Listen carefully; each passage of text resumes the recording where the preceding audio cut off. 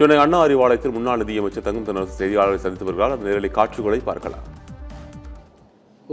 பொதுவாக தமிழ்நாட்டு மக்களை அவருடைய எதிர்பார்ப்பினை எந்த அளவிற்கு பொய்யாக்கி இருக்கிறது என்பதை நாம் அனைவரும் நன்றாக அறிவோம். மிகவும் எதிர்பார்த்திருந்த இந்த பட்ஜெட் பெருத்த ஏமாற்றத்தை உருவாக்கி இருக்கக்கூடிய பட்ஜெட்டாக அமைந்திருப்பதும், தாவேக அரசு தேர்தல் வாக்குறுதிகளாக தெரிவித்திருந்த பல வாக்குறுதிகள் இந்த நிதிநிலை அறிக்கையிலே இடம்பெறவில்லை என்பதும் நாட்டு மக்கள் இன்றைக்கு நன்றாக உணர்ந்து கொண்டிருக்கிறார்கள். குறிப்பாக இந்த நிதிநிலை அறிக்கையினுடைய ஒட்டுமொத்த சாராம்சத்தை, எந்தெந்த வகையெல்லாம் இந்த நிதிநிலை அறிக்கை என்பது மக்களுடைய எதிர்பார்ப்புகளை பொய்த்து போக செய்திருக்கிறது என்பதை குறித்து இன்றைக்கு நம்முடைய எதிர்க்கட்சித் தலைவர் திரு உதயநிதி ஸ்டாலின் அவர்கள் செய்தியாளர்கள் சந்திப்பிலே மிக விவரமாக அவர்கள் எடுத்துச் சொல்லியிருக்கிறார்கள். எனவே அவற்றுக்குள் நான் அதிகமாக செல்ல விரும்பவில்லை. நான் இந்த செய்தியாளர் கூட்டத்தில் தெரிவிக்க விரும்புவது, நம்முடைய நிதியமைச்சர் அவர்கள் வெள்ளை அறிக்கையை வெளியிட்டு சில கருத்துக்களை அவர்கள் சொல்லியிருந்தார்கள். அதை ஒட்டி இதே அறிவாலயத்தில் நான் செய்தியாளர்களை சந்திக்கின்ற போது பல கருத்துக்களை அதனை ஒட்டி நான் வெளியிட்டிருந்தேன். மிக முக்கியமாக அவர்கள் ஒரு 4 பாயிண்டில் அவர் விவரமாக சொல்லிகிட்டு இருந்தார். அந்த 4 பாயிண்ட்டுக்குமே நான் விளக்கங்களை சொன்னேன். இன்றைக்கி கொடுத்துருக்கக்கூடிய இந்த பட்ஜெட்டில் நாங்கள் என்ன தெரிவித்தோமோ அதுதானே இன்றைக்கு நடைமுறையில் வந்திருக்கிறது என்பதை நான் உங்களுக்கு சுட்டிக்காட்ட விரும்புகிறேன். தமிழ்நாடு முன் எப்போதும் இல்லாத வகையிலே கடன் வாங்கி இருக்கிறது. இன்னும் சொல்ல வேண்டும் என்று சொன்னால், நீங்கள் வாங்கியிருக்கக்கூடிய கடன் ஒட்டுமொத்தமாக பார்த்தால் 10 லட்சம் கோடி வாங்கியிருக்கிறீர்கள்.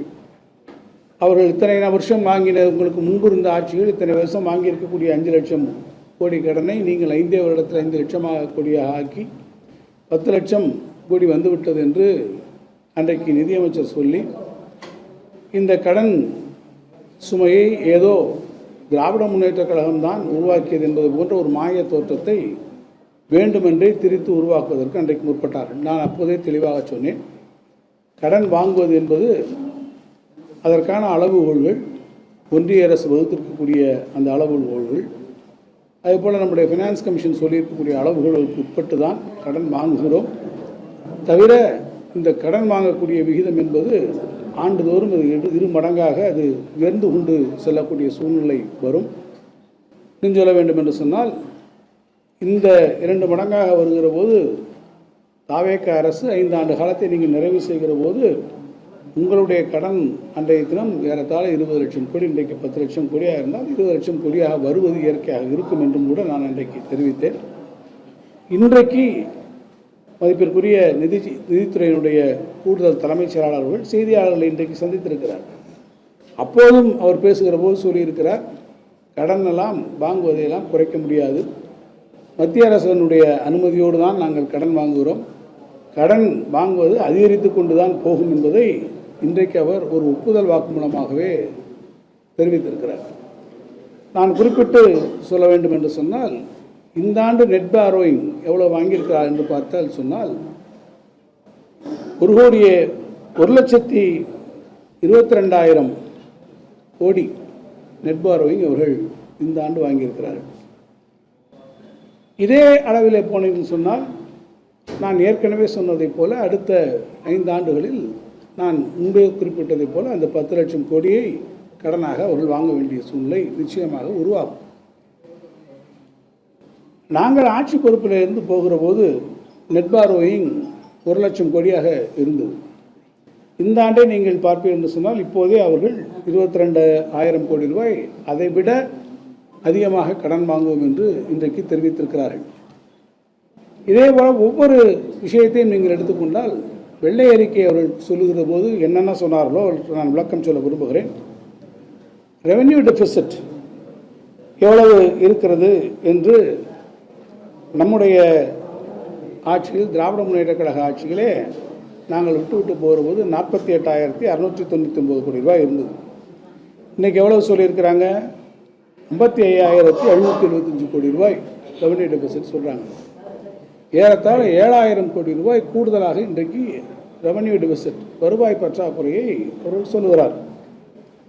அதே போல் மூலதன செலவு அன்றைக்கே சொன்னார்கள், நீண்டகால திட்டங்களை இந்த அரசு கொண்டு வரவில்லை, எல்லாவற்றையும் ஏதோ எடுத்து அள்ளி வாரி வழங்கிவிட்டார்கள், எல்லாமே ரெவன்யூ எக்ஸ்பெண்டிச்சருக்காக போய்விட்டது என்று அவர்கள் சொன்னார்கள். மூலதன செலவுகளையே ஏதோ நாங்கள் செய்யாததைப் போல ஒரு மூற்றத்தை உருவாக்கினார்கள்.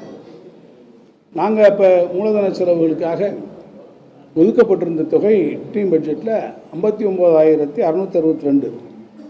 இப்போ இவங்க எவ்வளோ ஒதுக்கியிருக்காங்கன்னு பார்த்தீங்கன்னா 56,985 கோடி ரூபாயை இன்றைக்கு ஒதுக்கியிருக்கிறார்கள்.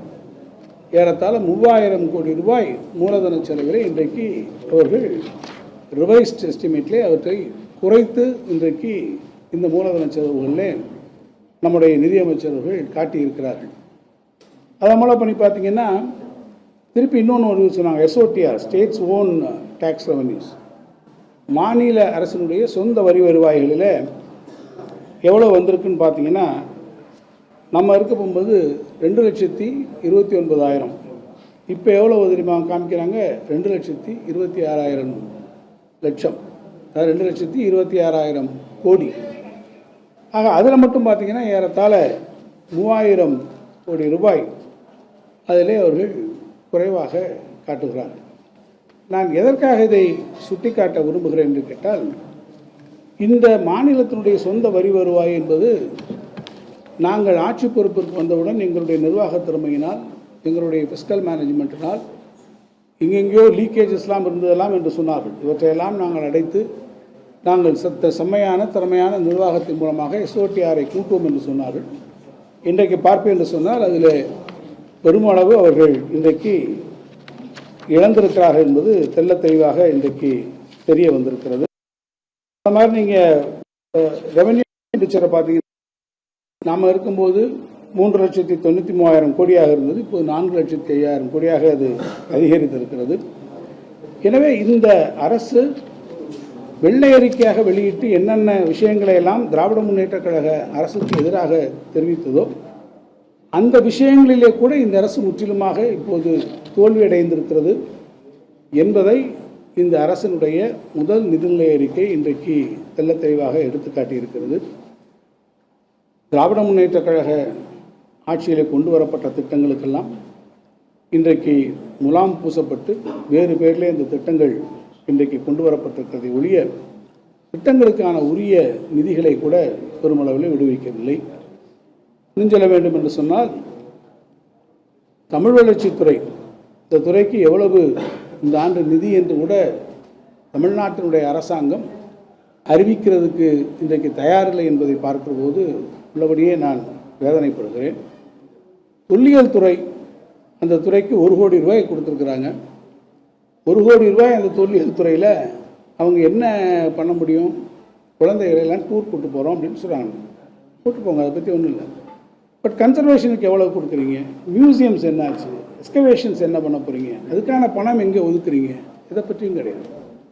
அதே போல் கொள்ளிடத்தில் பார்த்தீங்கன்னா பெரிய பெரிய அணைகளை, தடுப்பணைகளை உருவாக்க போகிறோம், டெல்டா மாவட்டத்தினுடைய சுற்றுச்சூழல் சீரமைப்பை பண்ணுறோம்னு சொல்கிறாங்க. பெரிய அளவில் அதுக்கெல்லாம் முக்கியத்துவம் கொடுக்குறாங்க. கடைசியில் பார்த்தா அதனுடைய சாத்தியக்கூறு என்ன இருக்கும் என்று ஆராய்வதற்கு சொற்ப தொகைகளை நாங்கள் ஒதுக்குறோம், 10 கோடி ஒதுக்குறோம் அப்படின்னு சொல்கிறாங்க. சாத்தியக்கூறுகளை ஆராய்வோம் என்று சொல்லுகிறார்கள். இது போன்ற நிலைமை தான் இருக்கிறது.